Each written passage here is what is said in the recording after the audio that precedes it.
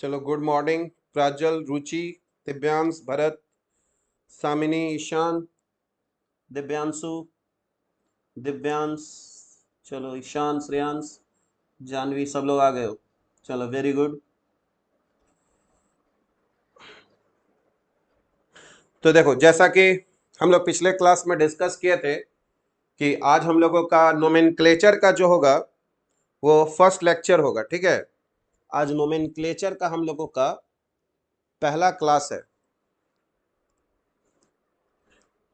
ठीक है,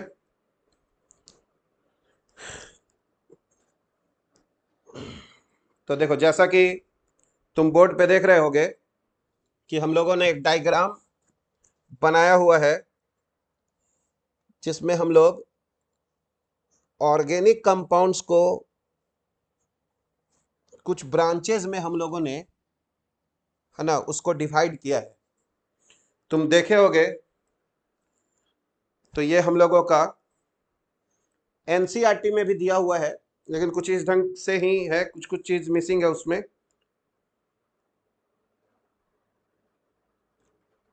हम भी अभी तक नहीं देखे हैं श्रेयांश। ठीक है, पता नहीं, कुछ कुछ अपडेट होता है उसमें। हमको भी अभी, हम आज ही ऐप देख रहे हैं, हम 2 दिन बाहर थे तो अभी हम तुरंत पहुंचे हैं, तो पता नहीं उसमें क्या है। ठीक है, अभी हम लोग देखेंगे कि क्या है। ठीक है, तो देखो, आज से हम लोग नोमेनक्लेचर स्टार्ट करेंगे। तो देखो, जैसा कि हम लोग जानते हैं कि ऑर्गेनिक केमिस्ट्री में कंपाउंड्स की संख्या जो है वो बहुत ही ज्यादा है। ठीक है, तो क्या होता है कि जब कंपाउंड्स की संख्या बहुत ज्यादा है तो एक एक करके तो सबको हम लोगों को पढ़ना या उनके बारे में समझना जो है वो संभव नहीं है। तो हम लोगों ने क्या किया है, हाँ, गुड मॉर्निंग दिव्यांशु। तो हम लोगों ने क्या किया है कि ऑर्गेनिक कंपाउंड्स को हम लोगों ने कुछ फैमिली में बांट दिया है। किस, ठीक है, तो एक फैमिली में जो मेंबर्स हैं, कहा जाता है कि उनका जो केमिकल प्रॉपर्टीज है वो मोर और लेस सेम होगा। तो किन्हीं फैमिलीज को अल्केन कहा गया, किन्हीं को एल्कीन कहा गया, किन्हीं को अल्काइन कहा गया, किन्हीं को अल्कोहल कहा गया। ठीक है, तो इस तरह से हम लोग ऑर्गेनिक कंपाउंड्स को कुछ फैमिली में हम लोगों ने बांटा है। ठीक है, तो ये तो एक क्लासिफिकेशन हुआ। एक दूसरा भी क्लासिफिकेशन है जो तुमको बोर्ड पे दिखाई दे रहा है। ठीक है, इसमें भी हम लोगों ने ऑर्गेनिक कंपाउंड्स को, है ना, कुछ, है ना, क्लासेस में डिवाइड किया है। तो जैसे कि तुम देखोगे सबसे पहले कि यहाँ पे ऑर्गेनिक कंपाउंड्स को हम लोगों ने दो, है ना, भाग में बांटा है। ठीक है, एक जो है वो है ओपन चेन और एसाइक्लिक। ओपन चेन और एसाइक्लिक, और सबका जो नाम है वही अपने आप में डिफिनीशन हो जाएगा। ठीक है, जैसे कि तुम देख रहे हो ओपन चेन और एसाइक्लिक का मतलब, ओपन चेन का मतलब हम लोग जानते हैं कि जो भी कार्बन एटम्स होगा, है ना, वो स्ट्रेट चेन बना सकता है या ब्रांच चेन बना सकता है, लेकिन वो रिंग नहीं बनाएगा।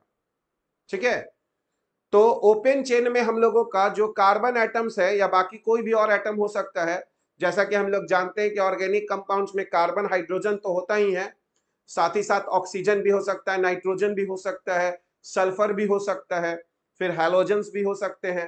ठीक है, तो जो भी एटम्स इन्वॉल्व है वो रिंग नहीं बना रहा है, तो उसको हम लोग ओपन चेन और एसाइक्लिक बोलते हैं। जैसे कि अगर हम लोग यहाँ पर एक एग्जाम्पल लिखें तो बताना तुम लोगों को। एक एग्जाम्पल अगर हम लोग लिखें यहाँ पर ए, जैसे CH3, CH2 और C डबल बॉन्ड O, और ये OH है मान लो, तो ये हम लोगों का, है ना, ओपन चेन या फिर एसाइक्लिक कंपाउंड हो गया, क्योंकि इसमें जो एटम्स है वो रिंग नहीं बना रहे हैं। तो ये हम लोगों का ओपन चेन और एसाइक्लिक कंपाउंड हो गया। ठीक है, अब वो फिर से हम लोग उसको अल्केन, एल्किन, अल्काइन में बांट सकते हैं, वो अलग बात है, पर ये ओपन चेन और एसाइक्लिक हो गया। ठीक है, उसके बाद अगर तुम यहां पे देखो तो ये क्लोज चेन और साइक्लिक है। क्लोज चेन और क्या है, साइक्लिक। तो जैसा कि नाम ही बता रहा है कि जो इसमें एटम्स इंवॉल्व होंगे वो क्लोज चेन बनाएगा, यानी वो एक रिंग बनाएगा।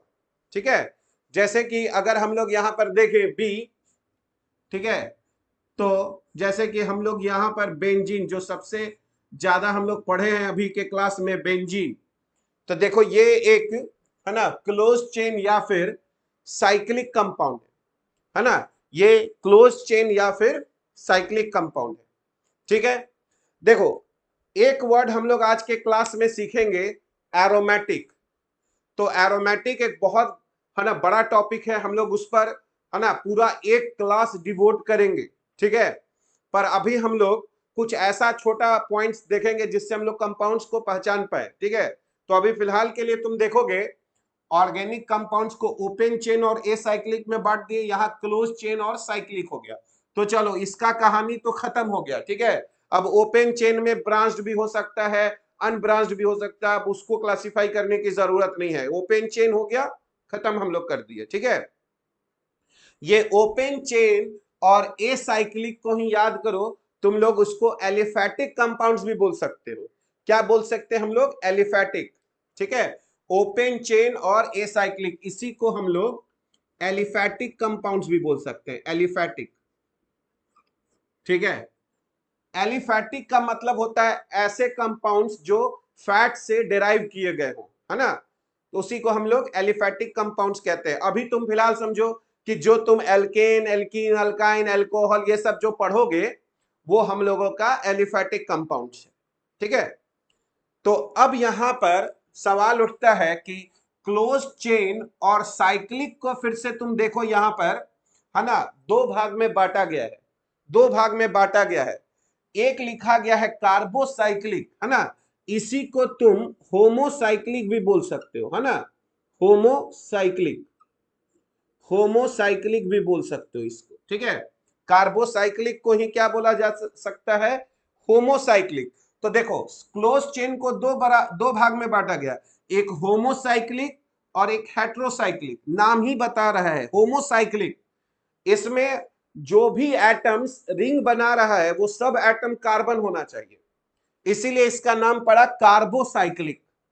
यानी जो भी एटम्स है ना रिंग बना रहे हैं, अगर वो सब एटम है ना कार्बन के हुए तो उसको हम लोग होमोसाइक्लिक या कार्बोसाइक्लिक कहेंगे। जैसे देखो बेंजीन में जो भी एटम्स रिंग बना रहा है वो सब कार्बन है, तो तुम बेंजीन को होमोसाइक्लिक या फिर कार्बोसाइक्लिक बोल सकते हो कि नहीं बोल सकते हो? यस या नो टाइप करो, बताओ क्या बेंजीन होमोसाइक्लिक या कार्बोसाइक्लिक है कि नहीं है? है?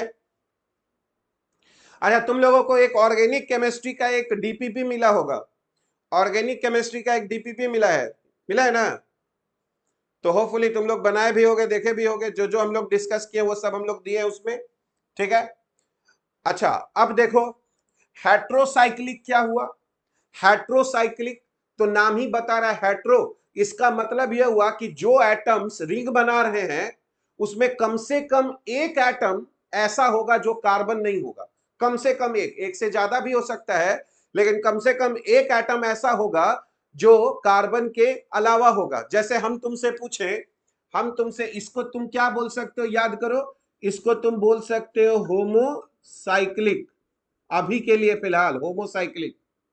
सी, बताओ अगर हम यहां ऐसे लिखते हैं ऐसे, तो तुम यहां पे ध्यान से देखो, क्या सी होमोसाइक्लिक है?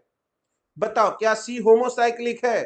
क्या यहां पर जितने एटम्स रिंग बना रहे हैं सब कार्बन है? नहीं, बीच में तुम देख रहे होगे कि एक ऑक्सीजन भी आ रहा है ना बीच में ऑक्सीजन, तो इसका मतलब ये है कि ये कार्बोसाइक्लिक नहीं है। तो ये क्या हो गया बताओ, ये होमोसाइक्लिक हुआ कि हेट्रोसाइक्लिक हुआ? ये होमोसाइक्लिक हुआ कि हेट्रोसाइक्लिक हुआ? ये तुम्हारा हेट्रोसाइक्लिक हो गया, ये तुम्हारा हेट्रोसाइक्लिक हो गया। होपफुली अभी तक कोई दिक्कत नहीं आना चाहिए, बहुत आसान सा कॉन्सेप्ट है। ठीक है, अभी तक का कोई दिक्कत नहीं है। तो क्लोज चेन या साइक्लिक कंपाउंड को दो भाग में बांट दिए। ठीक है, एक होमोसाइक्लिक जिसको कार्बोसाइक्लिक भी बोलते हैं, और दूसरा हो गया हम लोगों का हेट्रोसाइक्लिक। बहुत बढ़िया, चलो अब देखो, अब यहां पर कार्बोसाइक्लिक को दो भाग में बांटा गया है, कार्बोसाइक्लिक को दो भागों में बांटा गया है, इसको बोल रहे हैं एलिसाइक्लिक। एलिसाइक्लिक का मतलब एक तरह से सोचो एलिफैटिक साइक्लिक, एलिसाइक्लिक का मतलब क्या हुआ, एक तरह से सोचो एलिफैटिक साइक्लिक। और दूसरा देखो यहां पर क्या किया गया है, एरोमेटिक। अब हमको यह समझना है कि एलिसाइक्लिक और एरोमेटिक, ये दोनों में भाई क्या डिफरेंस है? ठीक है, तो जैसे कि अगर हम तुमको बोले ऐसे, अगर हम तुमको ऐसे बोले, एक कंपाउंड यहां पे हम लिखते हैं, बताओ ये होमोसाइक्लिक है कि हेट्रोसाइक्लिक है? ये होमोसाइक्लिक है कि हेट्रोसाइक्लिक है? बताओ। होमोसाइक्लिक हुआ, बहुत बढ़िया, होमोसाइक्लिक हुआ। ठीक है, और देखो आगे चल के पढ़ोगे कि इसका जो प्रॉपर्टीज है, ये हालांकि नाम इसका साइक्लोप्रोपेन है, नाम इसका साइक्लोप्रोपेन है, पर इसका बहुत सारा जो प्रॉपर्टीज है वो एल्कीन के जैसा है। क्योंकि ध्यान से देखोगे तो एल्कीन में जो प्रोपीन होता है उसका भी फॉर्मूला C3H6 होता है, प्रोपीन का भी फॉर्मूला C3H6 है, और इसका भी अगर फॉर्मूला ध्यान से देखो तो C3H6 ही है। ठीक है, तो देखो ये जो है ये कार्बोसाइक्लिक तो है ही, होमोसाइक्लिक तो है ही, और अगर किसी कंपाउंड का प्रॉपर्टीज है ना इसके जैसा मैच करता है, जैसे कि ओपन चेन है या फिर एसाइक्लिक या एलिफैटिक के जैसा मैच करता है, तो हम लोग उसको एलिसाइक्लिक भी बोल सकते हैं। तो मतलब समझना, ये हम लोगों का होमोसाइक्लिक, होमोसाइक्लिक तो है ही, और होमोसाइक्लिक में भी ये क्या है, ये हम लोगों का एलिसाइक्लिक है। एलिसाइक्लिक का मतलब हुआ कि इसका जो प्रॉपर्टीज है वो एलिफैटिक के जैसा होगा, इसका जो प्रॉपर्टीज है वो कैसा होगा, एलिफैटिक के जैसा, जैसे अल्केन, एल्कीन, अल्काइन या अल्कोहल, इस तरीके से। ठीक है, तो मेनली हम लोगों को जो कार्बोसाइक्लिक मिला वो एलिसाइक्लिक हो सकता है या तो एरोमेटिक हो सकता है। तो देखो हमको यही सीखना है कि किस कंपाउंड को हम लोग एरोमेटिक कहते हैं, किस कंपाउंड को हम लोग एरोमेटिक कहते हैं। तो जैसा कि हम बताए थे कि इस पे हम लोग पूरा एक क्लास लेंगे, लेकिन अभी एक छोटा सा एग्जांपल हम तुमको बताते हैं।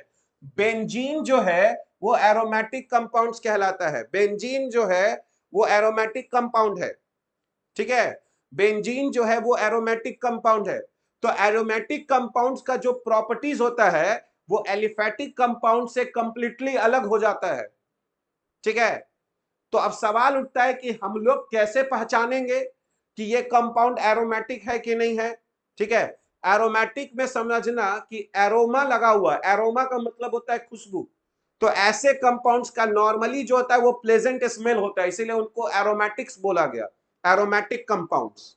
ठीक है, तो अब यहां पर समझना यह है कि हमको कैसे बेंजीन को हम लोग है ना एरोमेटिक क्यों कहते हैं। तो एरोमेटिक होने के लिए कुछ कंडीशन होना चाहिए, एरोमेटिक होने के लिए क्या होना चाहिए, कुछ कंडीशन होना चाहिए। तो कंडीशन क्या होता है एरोमेटिक होने के लिए, तो हम यहां पर लिखते हैं, एक बात समझना, फॉर एरोमेटिक कंपाउंड्स, फॉर है ना एरोमेटिसिटी, यानी एरोमेटिक कंपाउंड्स होने के लिए पहला जो क्राइटेरिया है वो होना चाहिए कि वो साइक्लिक होना चाहिए। फर्स्ट क्या होना चाहिए, वो कंपाउंड को क्या होना चाहिए, साइक्लिक होना चाहिए। दूसरा क्या होना चाहिए, दूसरा जो है वो प्लेनर होना चाहिए। साइक्लिक के अलावा जितने भी एटम्स रिंग में हैं वो सब एक प्लेन में होना चाहिए। तो साइक्लिक होना चाहिए, और साथ ही साथ क्या होना चाहिए, प्लेनर होना चाहिए। ठीक है, और तीसरा एक बड़ा इंपॉर्टेंट है कि इसमें है ना अंदर में 4n+2, 4n+2, अभी ये बात हम लोग खाली लिख रहे हैं, 4n+2 pi electrons must delocalise, must delocalise, जहां पर n का वैल्यू 0, 1, 2 है ना, और इसी को हम लोग हकेल्स रूल बोलते हैं, इसी को हम लोग हकेल्स है ना रूल बोलते हैं। तो देखो अभी जो है, अभी जो है ये थर्ड पॉइंट को समझने में अभी हम लोगों को टाइम लगेगा, क्योंकि उसके लिए हमको केमिकल बॉन्डिंग पहले पढ़ना पड़ेगा। तो तुम कहोगे सर तो केमिकल बॉन्डिंग तो अभी पढ़े नहीं है, तो कैसे पता चलेगा एरोमेटिक है। तो हम तुमको पहले एक बात बता देते हैं, ध्यान से देखना। तुम साइक्लिक तो पकड़ लोगे, साइक्लिक तो तुमको पता चल जाएगा कि भाई रिंग बना रहा है, साइक्लिक है, यस या नो टाइप करो, बैठे नहीं रहो, साइक्लिक पता चल जाएगा ना। ठीक है, बहुत बढ़िया, साइक्लिक पता चल जाएगा। अब देखो, अब तुम कहोगे भाई प्लेनर कैसे पता चलेगा, तो प्लेनर बताना आसान काम नहीं है ना, प्लेनर बताना आसान काम नहीं है, लेकिन हम तुमको एक छोटा सा ट्रिक बताते हैं, उससे क्या होगा, उससे तुम जो अपने सिलेबस में है उसमें तुम सब कुछ काम कर सकते हो। तो देखो, प्लेनर बताने के लिए तुमको क्या करना होगा, देखो अगर यहां बेंजीन में ध्यान से देखो, क्या सब एटम डबल बॉन्ड बना रहा है, ध्यान से देखो, क्या सब एटम डबल बॉन्ड बना रहा है कि नहीं बना रहा है, सब एटम डबल बॉन्ड बना रहा है, बताओ बना रहा है। तो अगर ऐसा हो कि सब एटम डबल बॉन्ड बनाए, तो अभी के लिए बोल दो कि वो प्लेनर है ना। ये नियम सही नहीं है, हम तुमको पहले ही बता दें, है ना, ये नियम सही नहीं है, लेकिन अभी के लिए है ना हम लोग एक गेस कर सकते हैं। ठीक है, तो जो तुमको अभी कॉन्सेप्ट सीखना है, क्योंकि जब हम एरोमेटिसिटी पढ़ाएंगे तो डिटेल में डिस्कशन करेंगे, अभी हमको सिर्फ क्लासिफिकेशन में पढ़ना है। तो तुमको प्लेनर प्लेनर कैसे पता चलेगा, तो सब एटम को डबल बॉन्ड बनाना चाहिए, सब एटम को डबल बॉन्ड बनाना चाहिए। ठीक है, और अगर जो एटम डबल बॉन्ड नहीं बना रहा है, जो एटम डबल बॉन्ड नहीं बना रहा है, उस पर एक लोन पेयर होना चाहिए कम से कम, या पॉजिटिव चार्ज, एक लोन पेयर होना चाहिए या फिर पॉजिटिव चार्ज होना चाहिए। ठीक है, तो एक बात बताओ, एक बात बताओ, यहां पर ध्यान से देखो, तो क्या ये प्लेनर हो सकता है, क्या ये प्लेनर हो सकता है, दिमाग लगा के बताना। हम क्या ट्रिक बताए थे, ट्रिक क्या बताए थे, सब एटम को पाई बॉन्ड बनाना चाहिए, और नहीं तो जो एटम पाई बॉन्ड नहीं बना रहा है उसके पास कम से कम एक लोन पेयर होना चाहिए। बताओ, ये पाई बॉन्ड बना रहा है डबल बॉन्ड, ये भी डबल बॉन्ड, ये भी डबल बॉन्ड, ये भी डबल बॉन्ड, ये नहीं बना रहा है, लेकिन क्या इसके पास एक लोन पेयर है कि नहीं है? तो तुम कहो कि अच्छा ठीक है भाई ये प्लेनर है। ठीक है, अब एक बात बताओ, तो देखो साइक्लिक समझ में आ गया, प्लेनर समझ में आ गया, अभी हम 2-3 एग्जांपल देंगे तो और समझ में आएगा। अब 4n+2 pi electrons must delocalise, तो ये 4n+2 पाई इलेक्ट्रॉन का मतलब क्या होता है, तो तुम ध्यान से देखो, ये जो डबल बॉन्ड में इलेक्ट्रॉन है सिर्फ इसको गिनो, इसमें कितना इलेक्ट्रॉन होता है, 2, सिर्फ डबल बॉन्ड में, पाई बॉन्ड इसको बोलते हैं, डबल बॉन्ड में कितना इलेक्ट्रॉन है, 2, यहां 2 और 2 4, और 4 और 2 कितना, 6, डबल बॉन्ड में बताओ कितना इलेक्ट्रॉन घूम रहा है इसमें, इसमें कितना घूम रहा है, 6। तो देखो ये बोल रहा है कि यहां पे बताओ n बराबर 0 रखो तो कितना आएगा, n बराबर 0 रखो तो कितना आएगा, n बराबर 0 रखोगे तो कितना आएगा, 2, n बराबर 1 रखो तो कितना आएगा, 6, n बराबर 1 रखोगे तो 6। तो ये कहता है कि अंदर में अगर 2, 6, 10, 14 ऐसे ऐसे अगर इलेक्ट्रॉन्स हैं, अगर ऐसे ऐसे इलेक्ट्रॉन्स हैं, इसी को 4n+2 रूल बोलते हैं, इतना इलेक्ट्रॉन्स होना चाहिए अंदर में, 4n+2। ठीक है, यानी अंदर में अभी फिलहाल के लिए, अभी फिलहाल के लिए याद करो, अंदर में इलेक्ट्रॉन होना चाहिए 2, 6, 10, 14, 2, 6, 10, 14। ठीक है, बहुत काफी है, 2 से स्टार्ट करो, 4 जोड़ते जाओ, 2 से स्टार्ट करो, 4 जोड़ते जाओ, 2, 6, 10, 14, इसी को हकेल्स रूल बोलते हैं। ये सब अभी हम लोग डिटेल पढ़ेंगे। अब एक बात बताओ, तो इसमें हम तुमको क्या बताए थे, इसमें देखो 2, 2, 4, अब देखो ये एटम पाई बॉन्ड नहीं बना रहा है ना, डबल बॉन्ड नहीं बना रहा है, तो इसका एक लोन पेयर काउंट करेंगे। अगर पाई बॉन्ड बना रहा है तो नहीं लेंगे लोन पेयर, और नहीं बना रहा है तो एक लोन पेयर हम लेंगे। तो बताओ कितना इलेक्ट्रॉन इसमें अंदर है, इसके अंदर कितना इलेक्ट्रॉन दिख रहा है, अंदर में कितना अंदर है, 2, 4 और 6, इसीलिए इसको एरोमेटिक बोलेंगे, इसीलिए इसको एरोमेटिक बोलेंगे। हाँ, तो अब एक छोटा सा नियम बताते हैं, ये अभी के लिए है, समझे, इस पे ज्यादा दिमाग नहीं लगाना है।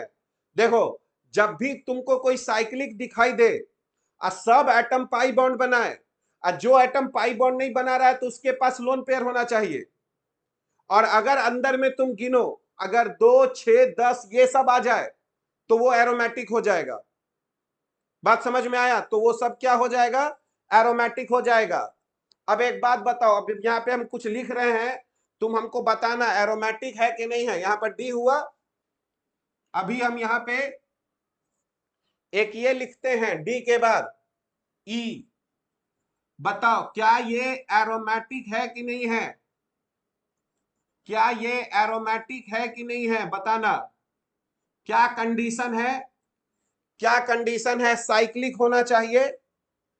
और देखो सब एटम डबल बॉन्ड बना रहा है, और जो नहीं बना रहा उसके पास लोन पेयर है।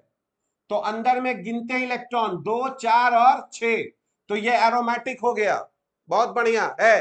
अब बताओ होमोसाइक्लिक की हेट्रोसाइक्लिक? होमोसाइक्लिक की हेट्रोसाइक्लिक? ये बताओ होमोसाइक्लिक की हेट्रोसाइक्लिक?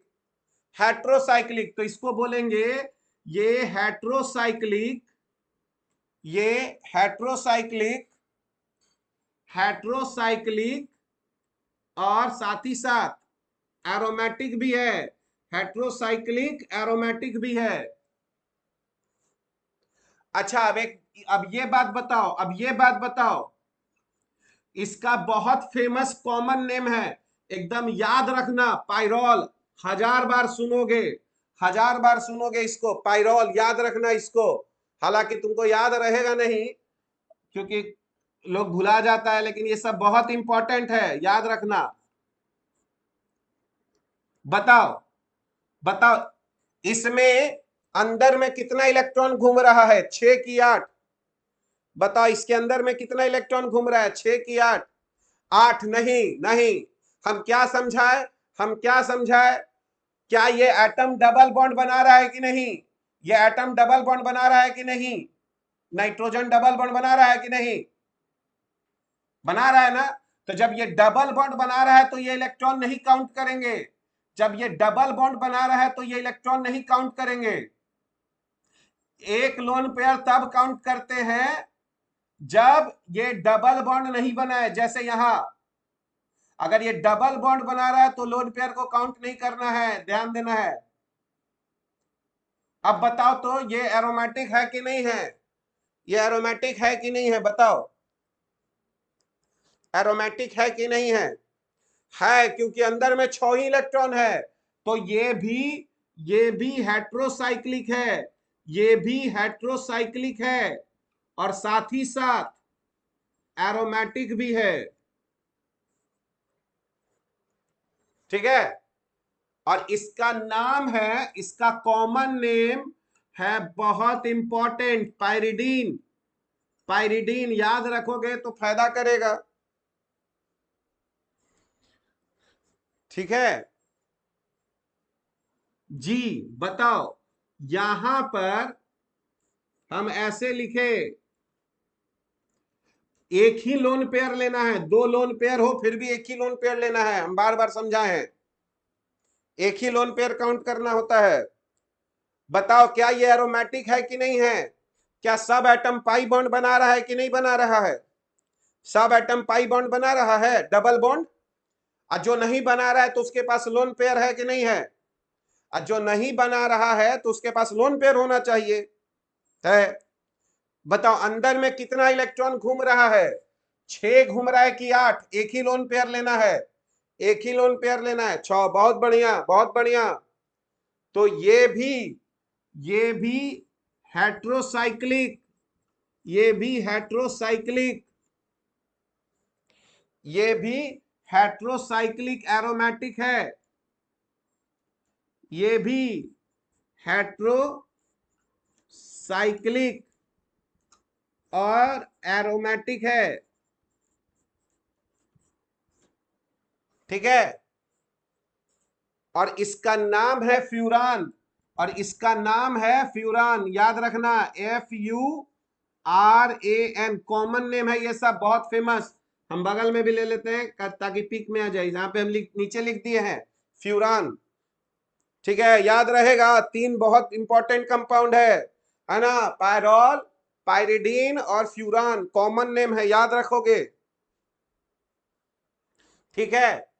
तो देखो, हम तुमको एक बार फिर से बताते हैं, रिंग देखो, रिंग देखो, सब एटम को डबल बॉन्ड बनाना चाहिए, और अगर जो एटम डबल बॉन्ड नहीं बना रहा है तो उस पर कम से कम एक लोन पेयर होना चाहिए, या तो कोई पॉजिटिव चार्ज, ये भी बात याद रखना, लोन पेयर और नहीं तो पॉजिटिव चार्ज। अगर दो लोन पेयर है तो एक ही लोन पेयर काउंट करेंगे, और अगर डबल बॉन्ड भी बना रहा है, लोन पेयर भी बना रहा है, तो लोन पेयर नहीं लेना है, डबल बॉन्ड लेना है, ठीक है। चूंकि इसको हमको डिटेल लिखवाएंगे तो बाद में, अभी फिलहाल के लिए देखो, ऑर्गेनिक कंपाउंड्स को दो भाग में बांटे, open chain, close chain. Open chain को ही एसाइक्लिक, क्लोज चेन को साइक्लिक। साइक्लिक को दो भाग में, कार्बोसाइक्लिक, हेट्रोसाइक्लिक, कोई दिक्कत नहीं है। कार्बोसाइक्लिक दो भाग में, एलिसाइक्लिक और एरोमेटिक। एलिसाइक्लिक का मतलब एलिफेटिक साइक्लिक, ऐसा कंपाउंड जिसका प्रॉपर्टीज एलिफेटिक के जैसा मिले। और एरोमेटिक क्या होता है ये तो हम बता ही दिए। अब देखो, एरोमेटिक में भी दो बात बोल रहा है, एरोमेटिक में भी देखो दो बात बोल रहा है, एक बेंजेनोइड, हाँ पॉजिटिव चार्ज में इलेक्ट्रॉन काउंट नहीं करेंगे तब इसी, उसका भी तुमको एक एग्जांपल दे देते हैं, बताना, बताओ तो क्या ये एरोमेटिक है, दिमाग लगा के सोच के तुम लोग बताओ सब लोग, तो हम देखें, यही सब 12th वालों को पढ़ा रहे हैं, क्या ये एरोमेटिक है, बताओ। देखो, सब एटम को डबल बॉन्ड नहीं तो पॉजिटिव चार्ज उस पे होना चाहिए, और अंदर में कितना इलेक्ट्रॉन घूम रहा है, बताओ अंदर में कितना इलेक्ट्रॉन घूम रहा है, अंदर में कितना घूम रहा है, कितना, दो, बहुत बढ़िया, बहुत अच्छे, जबरदस्त, ये भी एरोमेटिक है, ये भी एरोमेटिक है, लिखना चाहो तो लिख लो, EFG था तो इसको H बना दो, इसको H बना दो, बात समझ में आ गया, प्लस वाला भी है, हाँ बहुत बढ़िया आशीष, कार्बोसाइक्लिक या होमोसाइक्लिक भी है और एरोमेटिक है, लेकिन ये कंपाउंड नहीं है, आयन हो गया, है ना, जबकि हम लोग इसको कंपाउंड लिखे हुए थे, इसीलिए हम यहाँ पे अभी इसको नहीं लिखना है, छोड़ दो, है ना, आयन में है, हालांकि तुम समझने के लिए तो समझ ही गए, इसको समझने के लिए तो समझ ही गए, है ना, चूंकि अभी हम लोग कंपाउंड से लिख रहे हैं इसीलिए। अब देखो, एरोमेटिक को दो भाग में बांटा गया, एक बेंजेनोइड और एक नॉन बेंजेनोइड। बेंजेनोइड का मतलब नाम ही सुन रहे हो, बेंजेनोइड का मतलब वैसा एरोमेटिक कंपाउंड जिसमें बेंजीन टाइप का स्ट्रक्चर होना चाहिए, यानी 6 मेंबर्ड रिंग होना ही चाहिए। जैसे देखो, अगर हम तुमको बोले जी, यहां पे H लिख देते हैं, H, ध्यान से देखो,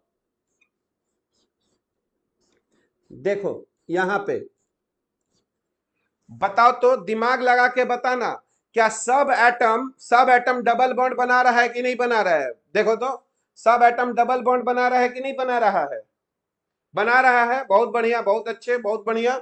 अब बताओ तो अंदर में कितना इलेक्ट्रॉन घूम रहा है, अंदर में कितना इलेक्ट्रॉन घूम रहा है, तो नहीं बताओ तुम लोग गिन के, कितना घूम रहा है, 10, बहुत बढ़िया, यानी हकेल्स रूल में आ गया, हकेल्स रूल में आ गया, 10 आ गया, 10 आ गया, सब पाई बॉन्ड भी, डबल बॉन्ड भी बना रहा है, और साथ ही साथ देखो, इसमें बेंजीन रिंग भी दिख रहा है, बेंजीन रिंग दिख रहा है कि नहीं दिख रहा है, तो इसी को बोलेंगे कि बाबू तुम एरोमेटिक हो, और साथ में तुम बेंजेनोइड एरोमेटिक हो, मतलब तुम में बेंजीन, हाँ बहुत बढ़िया अध्यय सिंह, इसका नाम है, कॉमन नेम नेफ्थलीन है इसका नाम, इसका नाम है नेफ्थलीन, और ये बेंजेनोइड हो गया, बेंजेनोइड हो गया, मतलब इसमें बेंजीन रिंग भी है, और एरोमेटिक तो हो ही है, बेंजेनोइड हो गया, क्लियर बात है, एरोमेटिक में बेंजेनोइड, ठीक है, बहुत बढ़िया। अब एक बात बताओ, GH, आई यहां लिखते हैं, एक आई,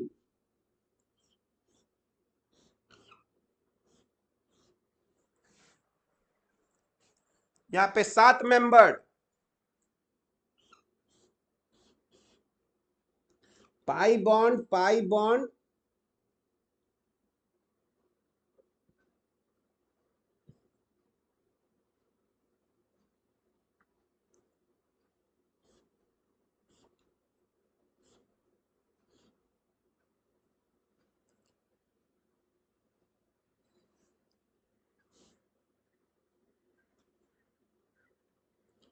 7 मेंबर्ड है और इधर 5 मेंबर्ड है ना, 1 2 3 4 5।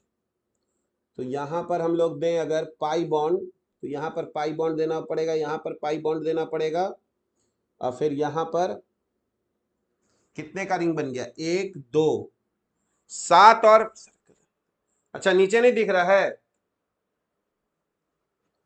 रुक जाओ रुक जाओ रुक जाओ, 6 का लग रहा था। आई आई कहाँ बना देगी, तुम लोग को दिख रहा हो, यहां दिख रहा है, देखो तो यहां दिख रहा है आई,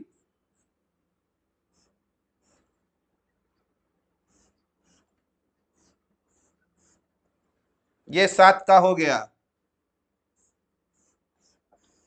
और ये 5 का हो गया।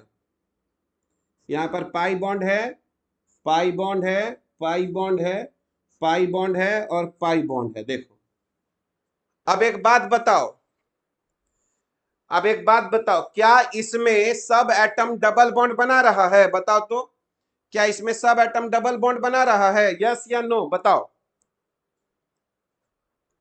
बना रहा है सब डबल बॉन्ड। अब बताओ, ये कार्बोसाइक्लिक है, होमोसाइक्लिक है, सब एटम कार्बन है, अंदर में कितना इलेक्ट्रॉन घूम रहा है बताओ, अंदर में कितना इलेक्ट्रॉन घूम रहा है, अंदर में कितना इलेक्ट्रॉन घूम रहा है, 10। इसमें कहीं तुमको बेंजीन दिख रहा है, कहीं इसमें तुमको बेंजीन दिख रहा है, 6 मेंबर्ड रिंग, बेंजीन कहीं दिख रहा है नहीं। हाँ तो ये हो गया हम लोगों का नॉन बेंजेनॉइड, ये एरोमेटिक कंपाउंड है पर ये हो गया नॉन बेंजेनॉइड, नॉन बेंजेनॉइड।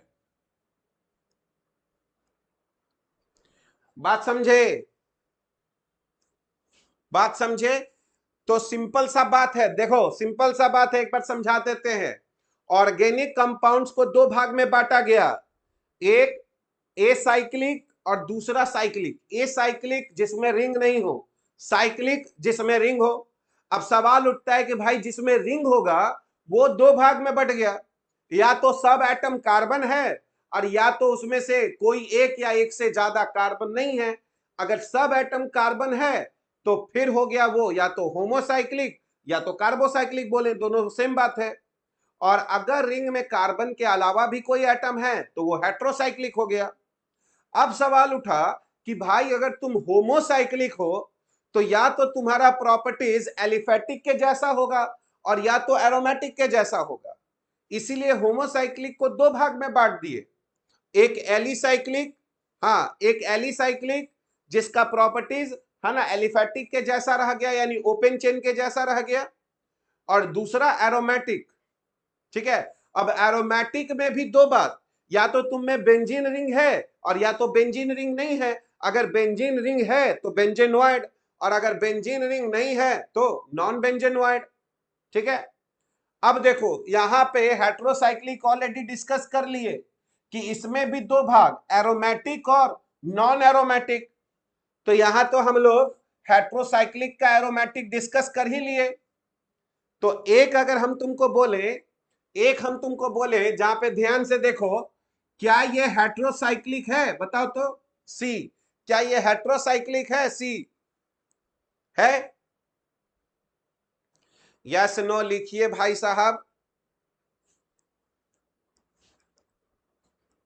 ठीक है, ठीक है, अच्छा अब बताओ तो क्या ये एरोमेटिक है, क्या ये एरोमेटिक है बताओ, क्या ये एरोमेटिक है, सी, क्या ये एरोमेटिक है, सब एटम डबल बॉन्ड बना रहा है, नहीं है। तो ये क्या हो गया बताओ तो, ये हेट्रोसाइक्लिक क्या हो गया, ये हेट्रोसाइक्लिक एरोमेटिक की नॉन एरोमेटिक, हेट्रोसाइक्लिक एरोमेटिक की नॉन एरोमेटिक, नॉन एरोमेटिक। अरे तुम लोग पूरा लिखो रे, नॉन एरोमेटिक, ऐसे नॉन नॉन एकदम एसएमएस का भाषा पढ़ रहे हैं हम लोग, एसएमएस पढ़ रहे हैं, केमिस्ट्री पढ़ रहे हैं, नॉन एरोमेटिक पूरा लिखो। ठीक, हाँ चलो क्लियर हो गया बात। तो अब हम कुछ एग्जाम्पल देंगे, तुम लोगों को सवाल बना के दिखाना होगा। ठीक है, तो इसको हम लोग नोट कर लेते हैं पहले, हैं ठीक है।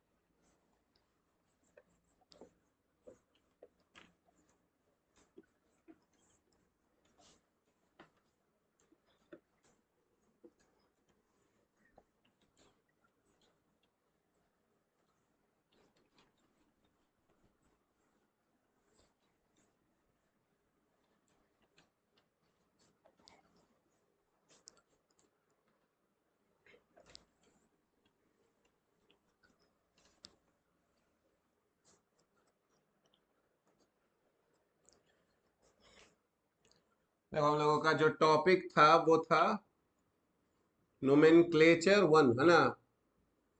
इसको इरेज कर दिए थे। चलो, क्वेश्चन है कि हम तुमको कंपाउंड लिखेंगे, तुमको पहचानना है, ठीक है। Classify the following compounds.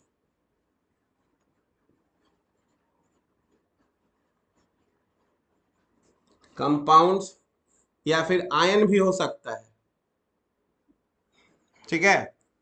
First बताओ,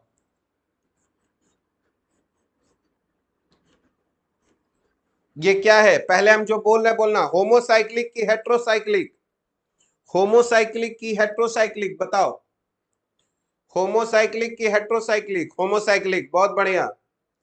अब दूसरा बताओ, एरोमेटिक की नॉन एरोमेटिक, एरोमेटिक की नॉन एरोमेटिक, नॉन एरोमेटिक, यानी नॉन एरोमेटिक को ही याद करो, इसको हम लोग बोलते थे एलिसाइक्लिक, इसी नॉन एरोमेटिक को बोलते थे एलिसाइक्लिक, याद है, समझ में आया।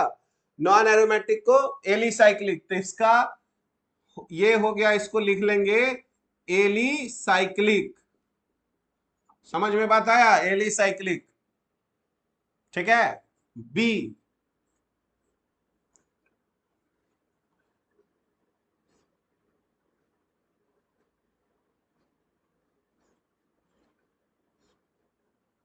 बताओ ये क्या है। 3 मेंबर्ड का ऐसा एक रिंग बना दिया। बताओ होमोसाइक्लिक है कि हेट्रोसाइक्लिक। होमोसाइक्लिक की हेट्रोसाइक्लिक, हेट्रोसाइक्लिक। एरोमेटिक की नॉन एरोमेटिक, एरोमेटिक की नॉन एरोमेटिक, लिखो नॉन एरोमेटिक की एरोमेटिक, नॉन एरोमेटिक, तो ये हो गया हेट्रोसाइक्लिक, हेट्रोसाइक्लिक, और साथ ही साथ नॉन एरोमेटिक, नॉन एरोमेटिक, बहुत बढ़िया। सी,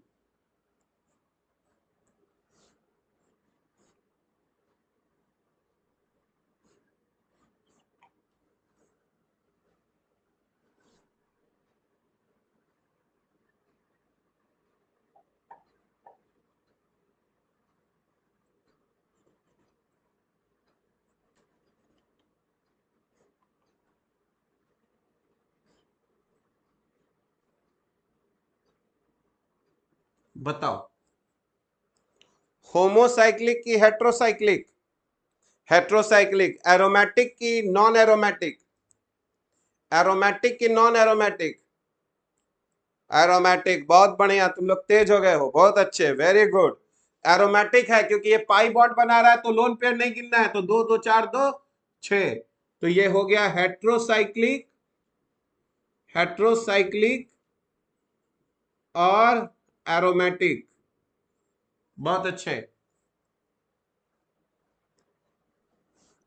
D,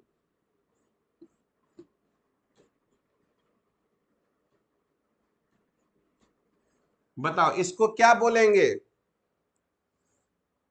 open chain, close chain, क्या क्या लिखा जाए इसको। एलिफेटिक, बहुत बढ़िया। ए साइक्लिक, है ना, इसी को हम लोग एलिफेटिक भी सिर्फ लिख सकते हैं, एलिफेटिक, और ए साइक्लिक भी लिख दें, चलेगा।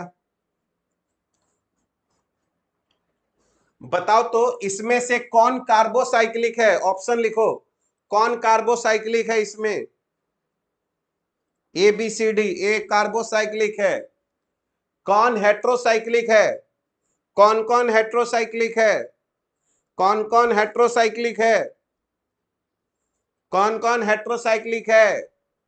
नहीं, डी नहीं लिखेंगे, बी सी, बी सी सिर्फ, डी नहीं होगा, डी नहीं होगा, हाँ बी और सी, बहुत बढ़िया। कौन कौन एरोमेटिक है, कौन कौन एरोमेटिक है, ए बी सी डी में कौन कौन एरोमेटिक है।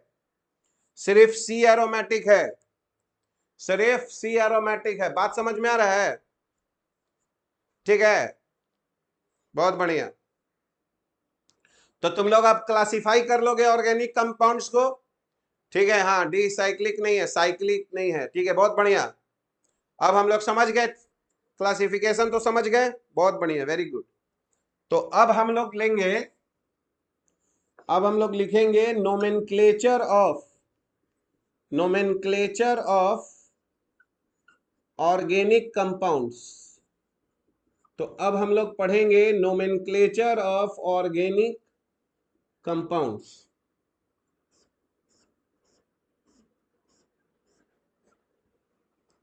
ठीक है, तो तुम जानते हो two systems of nomenclature. Nomenclature का दो तरीका है। Two systems of nomenclature, nomenclature का दो तरीका है। फर्स्ट कॉमन सिस्टम,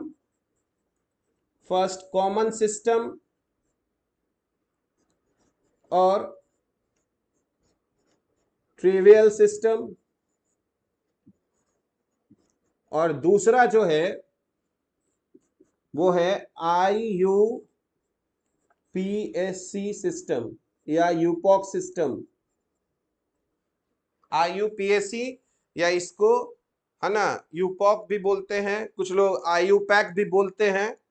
ठीक है, तो तुम जानते हो है ना, IUPAC एक इंटरनेशनल ऑर्गेनाइजेशन है, international union of pure and applied chemistry. ठीक है, जिसमें सभी देश उसके मेंबर्स हैं, और वो जो संस्था है वो कुछ गाइडलाइंस देता है ना केमिस्ट्री के बारे में, जिसको सब लोग फॉलो करता है। ठीक है, तो देखो, तुम जानते हो ऑर्गेनिक केमिस्ट्री का जो हिस्ट्री है वो लेस देन 200 ईयर्स ओल्ड है। तो शुरुआत में जब ऑर्गेनिक कंपाउंड्स की संख्या बहुत कम थी, तो जिसको जो मन में आया वैसा उसको नाम दे दिया। ठीक है, किसी को फॉर्मिक एसिड, किसी को एसिटिक एसिड, किसी को मिथाइल अल्कोहल, तो जिसको जो समझ में आया वैसा नाम दे दिया। ठीक है, जैसे देखोगे जब हम लोग के घर में कोई बच्चा होता है, तो जिसको जो समझ में आया, जैसे उसका अगर फेस गोल लगा तो उसको गोलू बोल देते हैं, कुछ लोग उसको गोलू मोलू बोल देते हैं, जो मन में आया वो आदमी उसको उसका नाम रख दिया। तो घर वाले जब कोई नाम लिखते हैं वो कॉमन सिस्टम हो गया, जिसको जो समझ में आया वैसा बुला रहा है।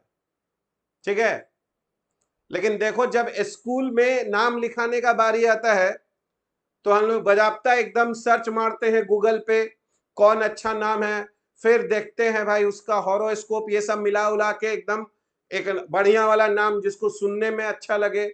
ठीक है, तो नॉर्मली देखोगे कि यहाँ पर है ना, हर एक आदमी का दो नाम हो जाता है। एक कॉमन सिस्टम में चल रहा है जिसको जो समझ में आ रहा है बोल रहे हैं, और एक IUPAC सिस्टम में चल रहे हैं हम लोग। ठीक है, जो पूरा ऑफिशियल नेम जिसको हम लोग समझ सकते हैं।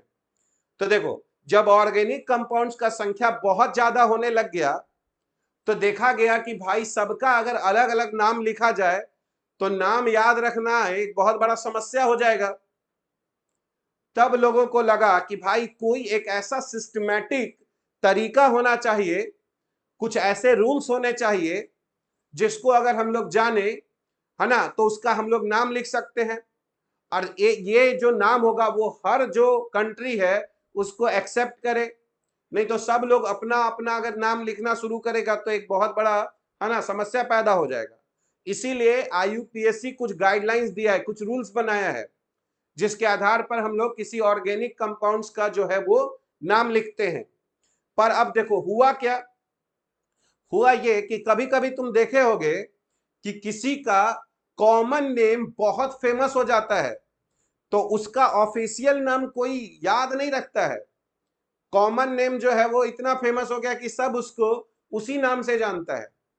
जैसे तुम देखोगे कोई, हम लोग मैक्सिमम लोग बोलते हैं मोहनदास करमचंद गांधी, कोई इतना बड़ा है ना नाम नहीं बताता है, तो सब लोग उसको उनको बापू बोल देते हैं। ठीक है, कुछ लोग उनको महात्मा गांधी बोल देते हैं, तो ये सब कॉमन नेम हो गया है ना। कोई नाम जो कोई दूसरा दिया उनको, और वो इतना फेमस हो गया कि अब वही नाम से वो आदमी जाना जा रहा है। इसीलिए हम लोगों को भी क्या करना होगा, कुछ कॉमन नेम है है ना। हालांकि वैसे कंपाउंड का आईयूपीएसी भी नेम है, लेकिन कॉमन नेम इतना फेमस है कि आईयूपीएसी छोड़ दिया गया, उसका कॉमन नेम ही याद है। जैसे हम तुमको बताएं मीथेन, तुम जानते हो मीथेन कॉमन नेम है। मीथेन, इथेन, प्रोपेन और ब्यूटेन, ये चार जो है वो कॉमन नेम है। ये इतना फेमस हो गया कि जब आईयूपीएसी जो संस्था है जो अपना गाइडलाइंस बना रहा था, वो कहा कि यार ये चार को नाम चेंज करना बेवकूफी है, क्योंकि ये चार तो सब लोग जान गया है, मीथेन, इथेन, प्रोपेन, ब्यूटेन। तो ये चारों कॉमन नेम को आईयूपीएसी बोला कि भाई इसी को हम लोग, है ना, आईयूपीएसी नेम ही बना लेते हैं। तो ये तो अलग बात हो गया कि जो कॉमन नेम है वही आईयूपीएसी नेम हो गया। जैसे बेंजीन, बेंजीन कॉमन नेम भी है और आईयूपीएसी नेम भी है। लेकिन कुछ जगह कॉमन नेम भी है और आईयूपीएसी नेम भी है, और आईयूपीएसी नेम कम फेमस है और कॉमन नेम ज्यादा फेमस है। जैसे देखो ये सब जो हम लिख रहे थे, याद करो अभी हम इसका एक नाम लिखे थे, तुम लोगों को अगर याद होगा तो एक नाम लिखे थे, इसका नाम अभी हम लोग पायरोल बोल रहे थे। तो पायरोल, पायरिडीन, ये सब इतना फेमस है कि इसका आईयूपीएसी नेम कोई जानना नहीं चाहता है, इसका सब लोग कॉमन नेम ही याद रखते हैं। जैसे याद करो मिथाइल एल्कोहल, इसका आईयूपीएसी नेम मेथेनॉल है, पर मैक्सिमम लोग मिथाइल एल्कोहल ही बोलते हैं, एसिटिक एसिड ही बोलते हैं, फॉर्मिक एसिड ही बोलते हैं। तो मेरे कहने का क्या सेंस हुआ, मेरे कहने का सेंस हुआ बाबू कि कुछ कॉमन नेम हमको याद रखना है, और उसमें ना नुकुर नहीं करना है कि सर याद रखना है, ये एकदम याद रखना है। हम लोग मैथ्स में भी फॉर्मूला याद रखते हैं, है ना। तो इसीलिए कुछ मॉलिक्यूल का या कुछ ऑर्गेनिक कंपाउंड्स का कॉमन नेम याद रखना है ना। इसमें कोई सेकंड थॉट नहीं होना चाहिए, और नहीं तो एग्जाम में बोलो जाओगे तो लिख देगा कि पायरिडीन रिएक्ट्स विद दिस। अब पायरिडीन ही नहीं जानते तो सवाल कैसे बनेगा बाबू, सवाल बनाने में हालत खराब हो जाएगा। ठीक है, तो इसीलिए हम बताए यहां पर कि दो सिस्टम है नोमेनक्लेचर का, एक कॉमन सिस्टम जिसको जो समझ में आया बोल दिया, और एक आईयूपीएसी सिस्टम, सिस्टमैटिक रूल्स है। तो हम लोग कुछ कॉमन नेम भी पढ़ेंगे जो हमको याद रखना पड़ेगा, और बाकी तो हम लोग को आईयूपीएसी नेम लिखना है। तो देखो अब हम लोग स्टार्ट करते हैं सबसे पहले फर्स्ट अल्केन के लिए। तो देखो हम लोग पहला जो है अल्केन के लिए हम लोग नोमेनक्लेचर करना सीखेंगे, ठीक है। और देखो इसमें बहुत, अल्केन में बहुत सारा रूल सीखेंगे। तो अल्केन में पढ़ोगे तो एक क्लास लगेगा, अब बाकी सब पढ़ने में बहुत आसान हो जाएगा, क्योंकि सारा नियम कानून जो है वो अल्केन में ही सीखना है। ठीक है, तो सबसे पहले तुम जानते हो, ये सब तो हम लोग पढ़ चुके हैं कि अल्केन जो है उसको हम लोग सैचुरेटेड, सैचुरेटेड याद करो, हाइड्रोकार्बन्स भी बोलते हैं, सैचुरेटेड हाइड्रोकार्बन्स भी बोलते हैं, या फिर याद करो इसको पैराफिन्स भी बोलते हैं। पैराफिन्स का मतलब होता है लिटिल रिएक्टिविटी। ठीक है, तो सैचुरेटेड हाइड्रोकार्बन्स, हाँ सिर्फ सिंगल बॉन्ड रहेगा। सैचुरेटेड का मतलब है सिर्फ सिंगल बॉन्ड है, और हाइड्रोकार्बन्स का मतलब है सिर्फ कार्बन और हाइड्रोजन है। और साथ ही साथ याद करो हम तुमको क्या बताएं, नो फंक्शनल ग्रुप, इसमें कोई फंक्शनल ग्रुप नहीं होता है। और अगर इसका जनरल फॉर्मूला देखोगे तो इसका जनरल फॉर्मूला जो होता है वो CnH2n+2 होता है, जहां पर हम लोग n का वैल्यू 1, 2, 3 कुछ भी रख सकते हैं।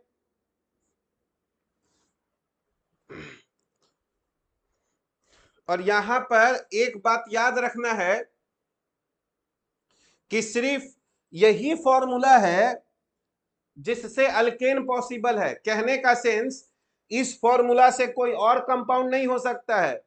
लेकिन अभी तक अगर तुम ध्यान दिए होगे तो देखो C3H6, इससे एल्कीन भी हो सकता है, याद करो सब, इससे एल्कीन भी हो सकता है, और इससे ये एक 3 मेंबर्ड का रिंग भी हो सकता है। याद करो, इसी को आइसोमर्स बोलते थे।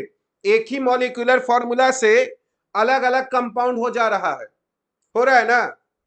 तो एल्कीन के फॉर्मूला से साइक्लो अल्केन भी पॉसिबल है, लेकिन अल्केन का जो फॉर्मूला है CnH2n+2, उससे सिर्फ अल्केन ही हो सकता है और कोई कंपाउंड नहीं होगा, और कोई फैमिली नहीं होगा। बहुत बढ़िया, ठीक है।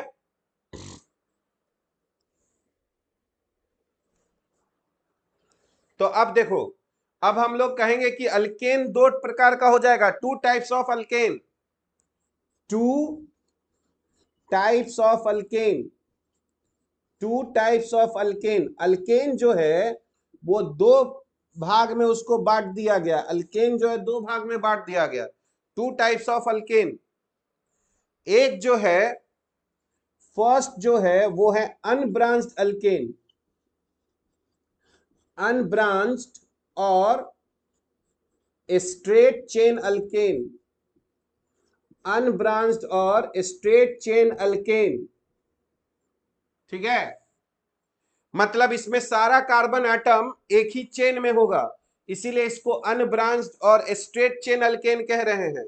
और दूसरा जो होगा वो ब्रांच चेन अल्केन हो गया, दूसरा जो है वो ब्रांच्ड चेन अल्केन हो गया, दूसरा जो है वो ब्रांच चेन अल्केन हो गया, ठीक है। एक अनब्रांच्ड अल्केन हो गया और दूसरा ब्रांच्ड चेन अल्केन हो गया। तो अब हम लोग इसी को पहले अनब्रांच्ड अल्केन वाला पढ़ेंगे, फिर ब्रांच वाले को देखेंगे।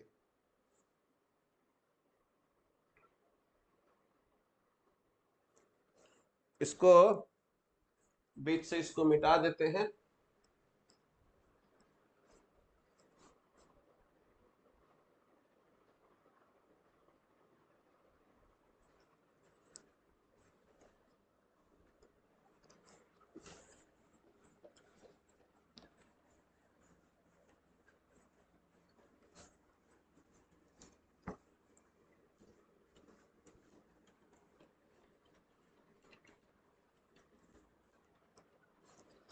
तो देखो, टू टाइप्स ऑफ अल्केन हो गया, एक ब्रांच्ड और एक अनब्रांच्ड। तो अब हम लोग सबसे पहले यहां पर देखेंगे nomenclature of, nomenclature of straight chain alkane, straight chain alkane, ठीक है। तो देखो, स्ट्रेट चेन का मतलब क्या होता है? स्ट्रेट चेन का मतलब होता है कि सब कार्बन एटम एक ही चेन में होगा, ठीक है। जैसे सबसे पहले तो देखो, अगर हमारे पास एक कार्बन होगा CH4, तो इसका नाम लिखा गया क्या? मीथेन, ठीक है। एक कार्बन का अल्केन है बी, CH3 और CH3, इसको C2H6 भी लिख सकते हो, ठीक है। तो CH3 इसका IUPAC नेम या कॉमन नेम दोनों सेम है, क्या है इसका नाम? इथेन। और C देखो, CH3, CH2 और CH3, देखो तीन कार्बन का स्ट्रेट चेन हो गया, तो इसका जो कॉमन नेम या IUPAC नेम दोनों सेम है, और इसको हम लोग क्या कह रहे हैं? प्रोपेन, ठीक है। तो याद करो, यहां तक तुम C3H8 लिख सकते थे, पर यहां पर ध्यान से देखोगे, यहां से यहां पे ध्यान से देखोगे तो C4 में ये स्ट्रेट चेन अल्केन है, CH2 और CH3, तो इसका नाम चार कार्बन है, तो सीधा इसका नाम बोल दिया गया ब्यूटेन। यानी देखो, स्ट्रेट चेन अल्केन का नाम क्या है? सिर्फ कार्बन देखना है और उसके आधार पर एक नाम बताना है। तो ये चार मेरा कॉमन नेम भी था और IUPAC नेम भी था।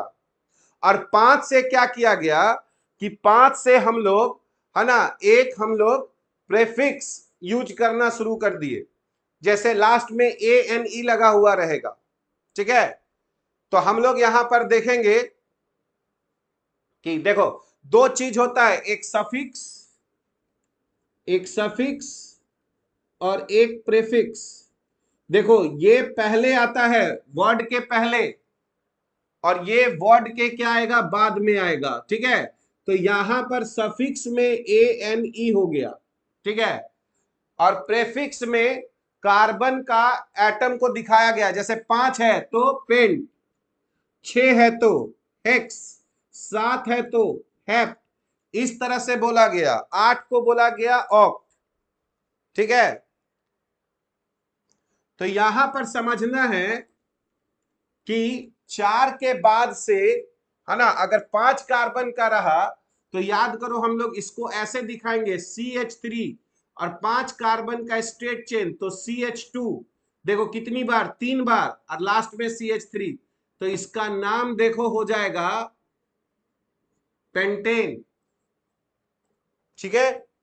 उसके बाद अगर कहें 6 कार्बन है स्ट्रेट चेन, तो CH3 CH2 ये 4 बार लिखेंगे, और CH3, तो इसका नाम हो जाएगा हेक्सेन। उसके बाद अगर 7 कार्बन रहा तो CH3 और CH2 कितनी बार, 5 बार CH3। बताओ तो क्या इसको ऐसे लिखना सही रहेगा, C7 और H16 ऐसे लिखना सही रहेगा? बताओ तो हम ऐसे लिख देते, सही रहता? यस कि नो? सब चुप, नहीं लिख सकते, क्योंकि इससे बहुत सारा कंपाउंड हो सकता है, बताए ना, इससे बहुत सारा कंपाउंड होगा, इससे हम लोग पढ़ेंगे आगे, है ना, इससे बहुत सारा कंपाउंड रहेगा, इससे 9 अल्केन हो सकता है। हाँ, इसीलिए स्टेट चेन लिख रहे हैं, इसीलिए इसको ऐसे लिखना है। 7 कार्बन को क्या बोलेंगे, हेप्टेन, तो हेप्ट का मतलब हो गया 7, और ANE अल्केन बताएगा, इसीलिए इसको ऐसे लिख रहे हैं H, CH3 और CH2।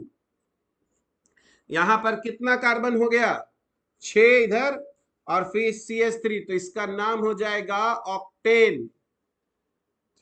उसके बाद I में लिखोगे CH3, CH2 कितनी बार, 7 टाइम्स, और फिर CH3, तो ये हो जाएगा नोनेन, ठीक है, नोनेन। उसके बाद CH3, CH2, ये हो जाएगा 8 टाइम्स, और CH3, तो इसका नाम हो गया डेकेन, डेकेन, ठीक है। 12 तक कम से कम याद रखना चाहिए। तो CH3 और CH2 यहां 9 टाइम्स, और CH3, तो इसका नाम हो गया अनडेकेन, अनडेकेन। और उसी तरह 12 का अगर लेंगे,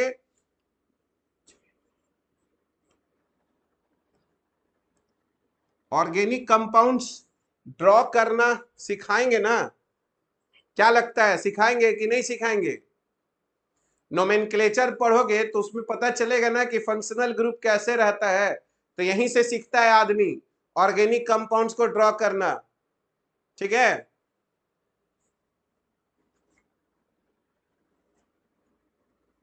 CH3, CH2 10 टाइम्स, और CH3,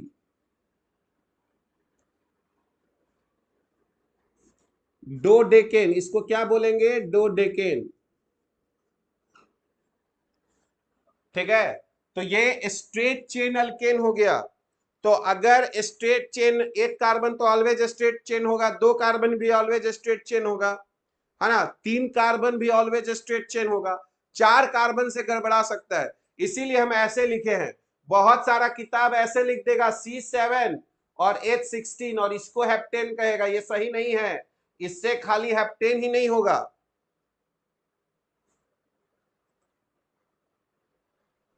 ठीक है। सेप्टेन नहीं बोलते हैं विनीश, सेप्टेन नहीं बोलते हैं, हेप्टेन बोलते हैं, ठीक है। तो देखो ये नोमेनक्लेचर था,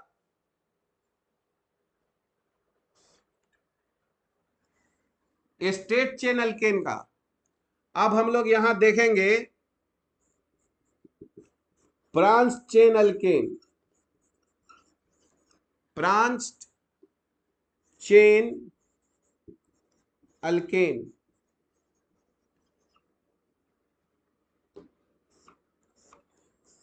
तो सबसे पहले देखोगे ब्रांच चेन अल्केन कैसे पता चलेगा, बताओ तो।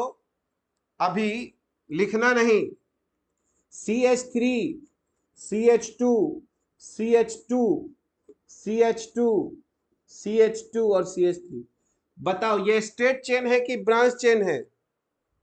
ये स्ट्रेट चेन है कि ब्रांच चेन है, बताओ।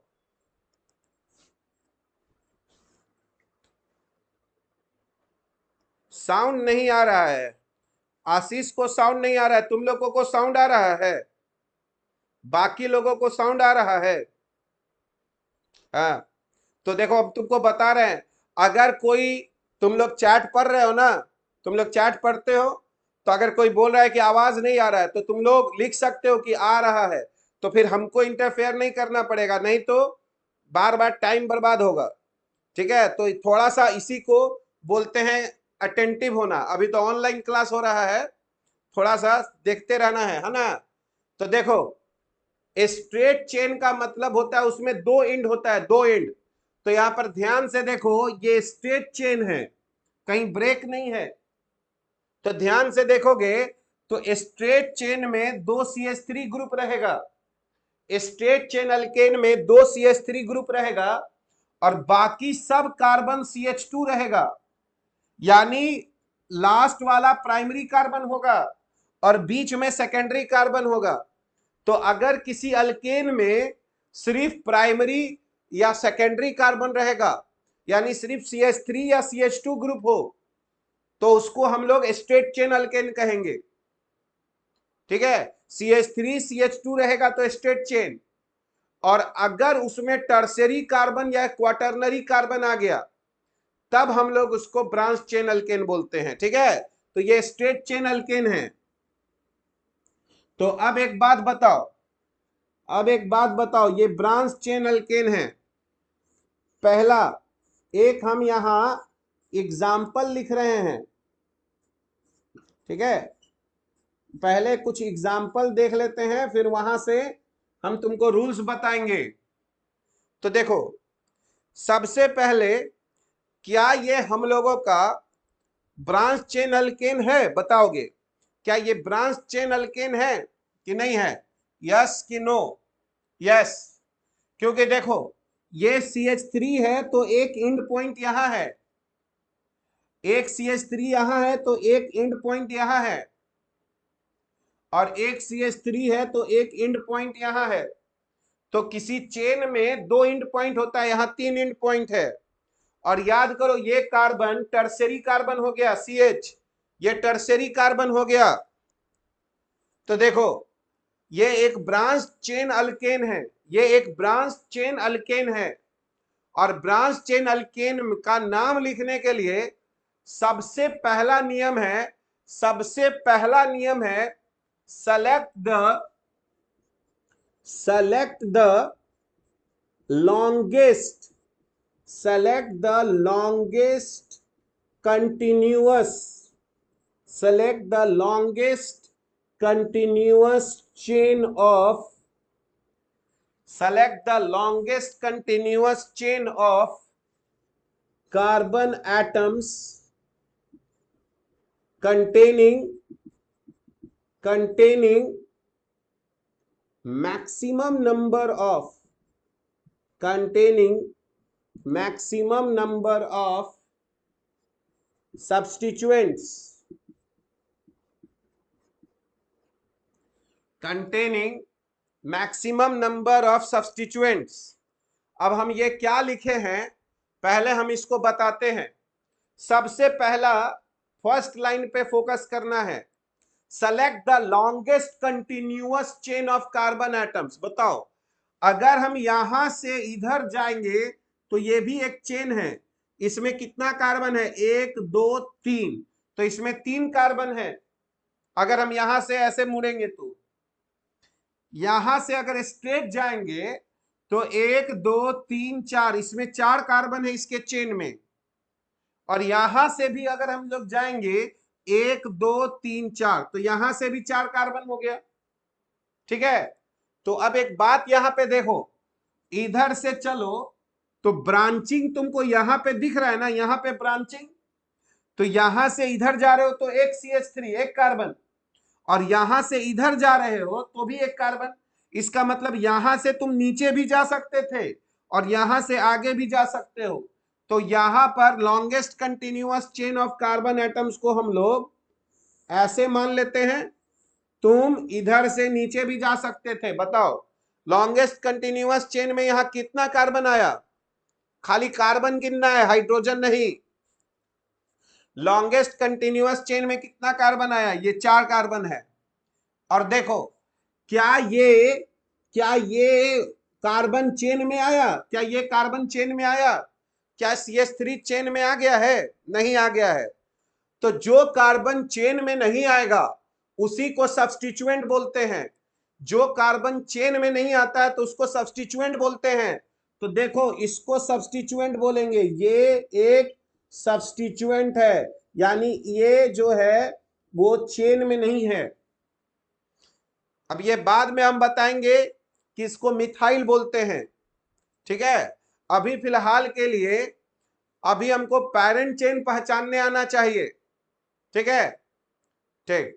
अब देखो, अब जब तुम पेरेंट चेन मान लो पहचान लिए, ठीक है, अभी नाम लिखना, नाम जो है अगर हम लोग इसको लिखना चाहेंगे तो लिख सकते हैं।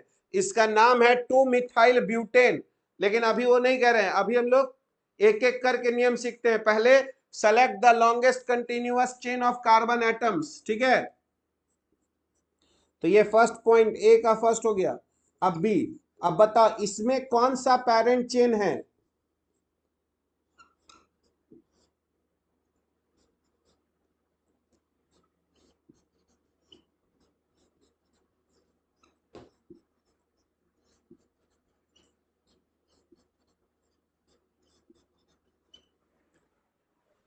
देखो इसमें कौन सा हम लोगों को पेरेंट चेन मिलेगा? देखो शुरुआत में लगेगा ना बड़ा आसान है, बाद में इसी में दिक्कत होगा। तो देखो यहाँ पे एक एंड पॉइंट यहां है, फिर यहां है, फिर यहां है, और फिर यहां है। तो देखो ब्रांचिंग कहां हो रहा है? ब्रांचिंग यहां हो रहा है, यहां पे फोकस करो। इससे इधर जाओगे तो 2 कार्बन मिलेगा, और इससे नीचे जाओगे तो 1 कार्बन मिलेगा। तो यहां पे जाना है, ब्रांचिंग जहां हो वहां फोकस करो। यहां से इधर जाएंगे तो 2 कार्बन, यहां से इधर जाएंगे तो 1 कार्बन। अब बताओ ब्रांचिंग यहां भी हो रहा है, यहां से इधर जाएंगे तो 1 कार्बन, और यहां से नीचे जाएंगे तो 2 कार्बन। तो देखो यहां पर पेरेंट चेन हम लोगों का ये हो जाएगा।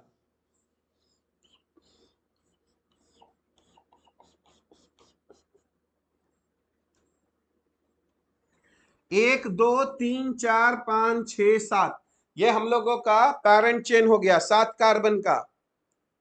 ठीक है, अब एक, हाँ इसमें बता क्या क्या नहीं समझ में आया अद्या?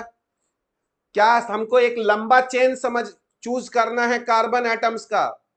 तो हम बताए यहां से इधर जाएंगे तो 1 कार्बन मिलेगा, और यहां से इधर जाएंगे तो 2 कार्बन मिलेगा। तो इधर से आएंगे, फिर यहां तक पहुंचेंगे, तब हमको डाउट होगा कि नीचे जाएं कि इधर जाएं। तो नीचे जाने से 2 कार्बन मिलेगा। तो हम एक ऐसा चेन चूज करेंगे जहां पे कार्बन एटम की संख्या ज्यादा होगा। ठीक है, अभी और एग्जांपल लेंगे, तुमको समझ में आएगा, अभी घबराओ नहीं। देखो यहाँ पे CH3, CH2 और CH3, यहां CH2, यहां C और CH3, यहां CH2 और CH3, और यहां पर CH3। बताओ इस केस में बी वाले में कितना सब्स्टिट्यूएंट है? ये भी एक सब्स्टिट्यूएंट हो गया, और ये भी एक सब्स्टिट्यूएंट हो गया। यहां 2 सब्स्टिट्यूएंट है, यहां 2 सब्स्टिट्यूएंट है। बहुत बढ़िया।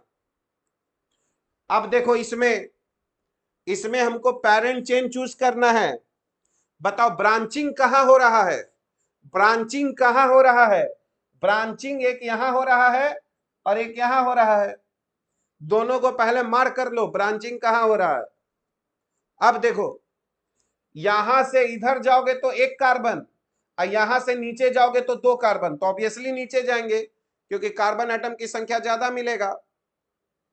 यहां से देखो, इधर जाएंगे तो एक कार्बन, इधर जाएंगे तो एक कार्बन, और नीचे जाएंगे तो दो कार्बन, तो किसमें ज्यादा कार्बन मिलेगा? क्या लगता है पेरेंट चेन में कितना कार्बन होगा, बताओ? ये हम लोगों का पेरेंट चेन हो गया। इसको रहने देते हैं ताकि तुमको समझ में आए कि ये मार्क करना है, यहां से मार्क करना है, ब्रांचिंग यहां पे हो रहा है। तो यहां पर 1 2 3 4 5 6 7 7 कार्बन है ना बात?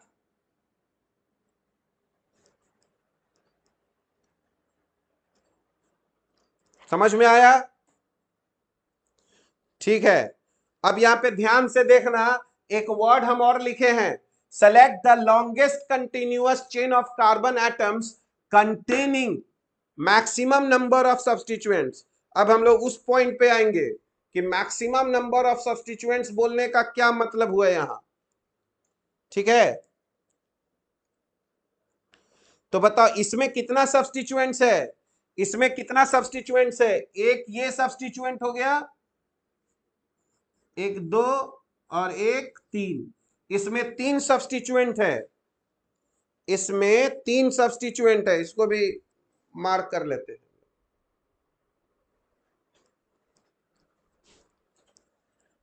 बहुत बढ़िया।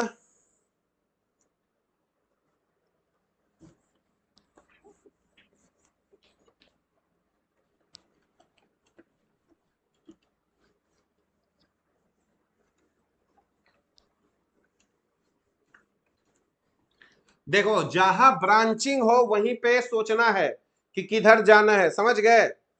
देखो यहां पे डी लिखते हैं, CH3 CH CH2 और CH3, यहां पर CH2, यहां पर CH, यहां पर CH3, यहां पर CH3, यहां पर CH2 और यहां पर CH3। अब देखो इसको इत्मीनान से समझना तो अर्थ पता चलेगा कि क्या करना है। बताओ, ब्रांचिंग पहले तो यहां दिख रहा है और ब्रांचिंग यहां दिख रहा है। बताओ, यहां से इधर जाएंगे तो एक कार्बन, यहां से इधर जाएंगे तो दो कार्बन, तो इधर से तो पैरेंट चेन स्टार्ट होगा। और अब ध्यान से देखो, यहां से अगर इधर जाएंगे तो कितने कार्बन मिलेंगे? इधर से दो कार्बन, कोई सब्स्टिट्यूएंट नहीं। और यहां से इधर जाएंगे तो तीन कार्बन नहीं मिलेगा। ध्यान से देखना, दो ही कार्बन का चेन बनाओगे, या तो ऐसे आओगे और नहीं तो ऐसे आओगे। कहने का सेंस, मेरा पैरेंट चेन यहां से, मेरा पैरेंट चेन यहां से ऐसे आएगा, ऐसे। क्यों हम ऐसे लिए हैं? क्योंकि यहां देखो, यहां से इधर आएंगे तो हमको दो कार्बन मिलेगा और एक सब्स्टिट्यूएंट भी मिलेगा, लेकिन यहां से सीधा जाते तो दो कार्बन मिलता, सब्स्टिट्यूएंट। बताओ, सबसे पहले इसमें कंफ्यूजन ना हो तुमको, तो हम तुमको एक बात यहां समझाना चाह रहे हैं, तो तुमको अगर समझ में आएगा तो बताना। यहां पर सबसे पहले बताओ, मेरा पैरेंट चेन ये है, बताओ इस पैरेंट चेन में कितने कार्बन, कितने कार्बन बताओ? पैरेंट चेन में कितने कार्बन, कितने कार्बन? 7। कितने सब्स्टिट्यूएंट, कितने सब्स्टिट्यूएंट, कितने सब्स्टिट्यूएंट? सिर्फ दो, एक ये और ये। देखो ये जुड़ा हुआ है इससे ना, तो जुड़ा हुआ है तो एक पूरा ये सब्स्टिट्यूएंट। 7 कार्बन और कितना सब्स्टिट्यूएंट? दो सब्स्टिट्यूएंट। कोई बात नहीं प्राज्वल गुप्ता, कोई बात नहीं, 7 कार्बन, दो सब्स्टिट्यूएंट। और अब देखो, जब हम ऐसे भागे हैं, इधर जब आए हैं बाबू, अब देखो कितना सब्स्टिट्यूएंट। अब बताओ कितना सब्स्टिट्यूएंट? 7 कार्बन और 3 सब्स्टिट्यूएंट। तो यही बात अभी हम लिख रहे थे कि सबसे लंबा चेन लो। अगर 2 चेन ऐसा मिल रहा है जिसमें कार्बन एटम की संख्या सेम है तो उसको लो जिसमें ज्यादा सब्स्टिट्यूएंट्स है, क्योंकि वो चीजों को आसान कर देगा। समझे? इसीलिए यहां पे जब हम ब्रांच देखे तो इधर से गए 2 कार्बन, इधर से गए तो 2 कार्बन और 1 सब्स्टिट्यूएंट, इसीलिए हम यहां पर आए। सबसे ज्यादा हमको नंबर ऑफ सब्स्टिट्यूएंट्स मिलेगा। बहुत बढ़िया, बहुत अच्छे। अब तुमको एक डाउट देते हैं क्वेश्चन, अगर तुम इसको बना लिए तो हमको लगेगा कि तुम लोग सही सही बनाए हो। CH3 CH CH2 और CH3, यहां पर CH2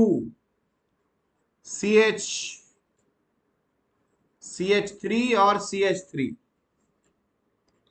और CH2 CH2 और CH3। बताओ पैरेंट चेन में कितने कार्बन और कितने सब्स्टिट्यूएंट्स, तो हमको समझ में आए। पैरेंट चेन में कितने कार्बन कितने सब्स्टिट्यूएंट्स?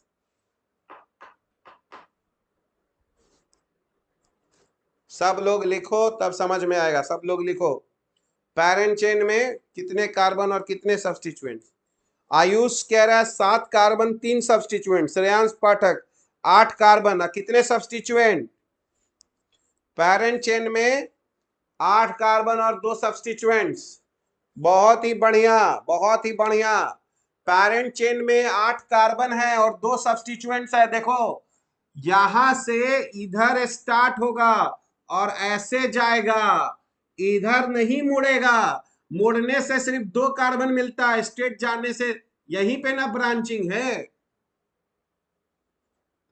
तो यहां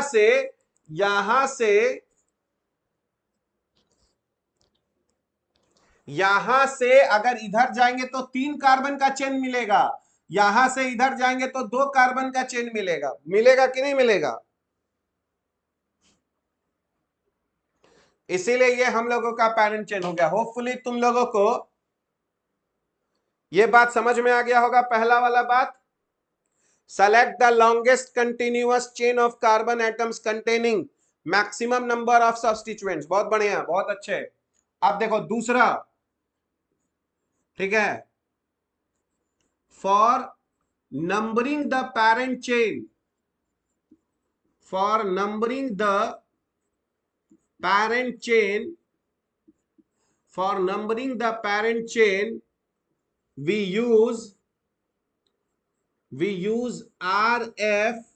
RFPD, जिसको हम लोग कहते हैं rule of first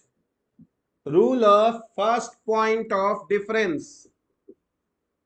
first point of difference we use RFPD rule. RFPD rule एक जगह यहां लिख देते हैं। वी यूज RFPD रूल, जिसको बोला जाता है रूल ऑफ, है ना, फर्स्ट पॉइंट ऑफ डिफरेंस। ये बहुत ही इंपॉर्टेंट नियम है, rule of first point of difference. देखो अभी भी तुम देखोगे पुराने किताब में एक दूसरा नियम दिया गया है, जबकि IUPAC का, है ना, हमेशा मीटिंग होते रहता है, तो वो लोग अपने रूल्स में हमेशा चेंजिंग करते रहता है। तो 1996 में एक मीटिंग हुआ था, तो उसके बाद से ये नियम निकला। यही था rule of first point of difference. अब ये क्या कहता है, तो देखो अगर हम तुमसे कहें यहां CH3, यहां CH3 है, और यहां CH है, और यहां CH3 है, और यहां CH2 CH3। देखो सबसे पहला काम तो हमको पैरेंट चेन चूज करना है, तो पैरेंट चेन चूज कर लिए, ठीक है। तो बताओ पैरेंट चेन में कितना कार्बन हो गया?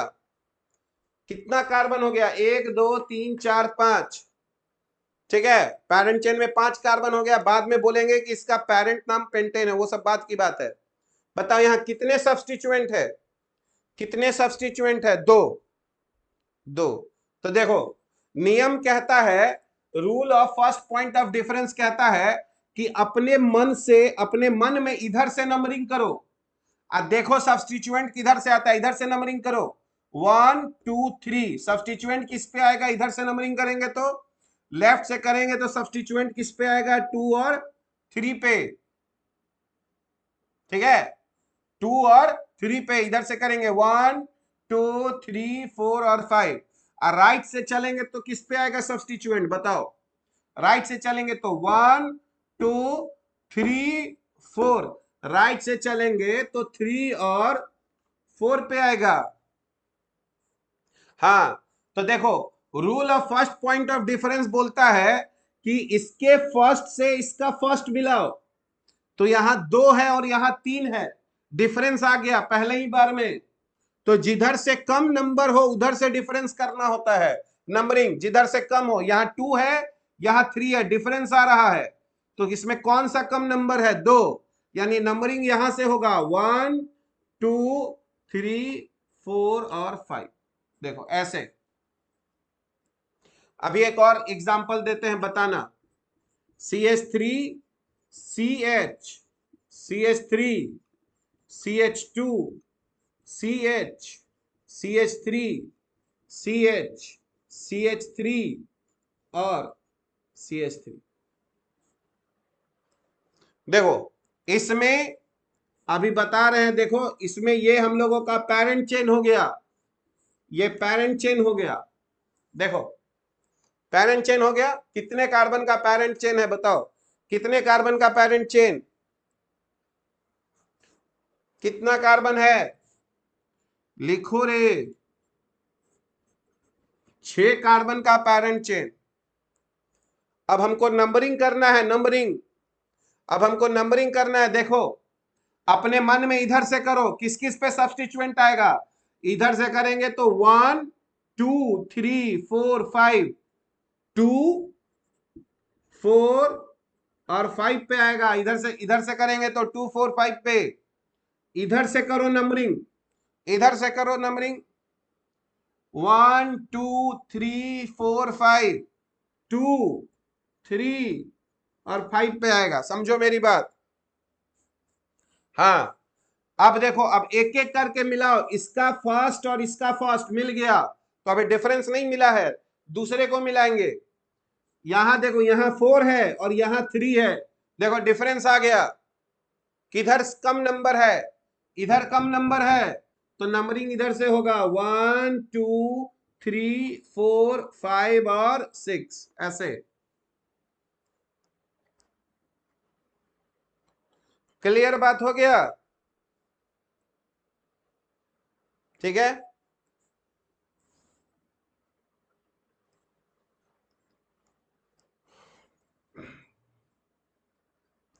चलो तो आज का क्लास अभी यहीं तक रखेंगे हम लोग, नेक्स्ट क्लास में फिर इससे डिटेल और आगे बढ़ा जाएगा, ठीक है।